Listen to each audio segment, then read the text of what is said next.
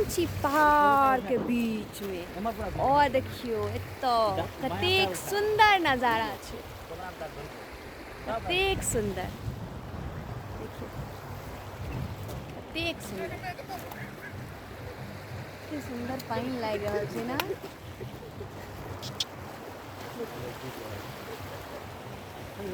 पानी के कलकल के आवाज कतेक सुंदर छै ना। ई छै नेपाल के सिन्धली और एहन लागि रहल छै मानो धरती पर स्वर्ग, बहुत सुंदर लागै छै। अहाँ सब आयल छी नेपाल में सिन्धली? और देखियो ई झुलवा पुल छै, एहि झुलवा पुल पर चढ़ि के जे छै से लोग जाइ छै अबै छै और ई पानि के कलकल कलकल सुनै में कतेक मोन लागै छै।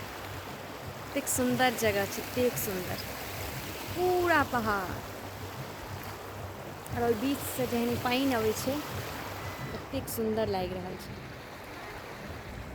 तऽ अहूँ सब गोटे नेपाल आबी घूमय लए तऽ सिन्धली आउ, बहुत सुंदर जगह छै।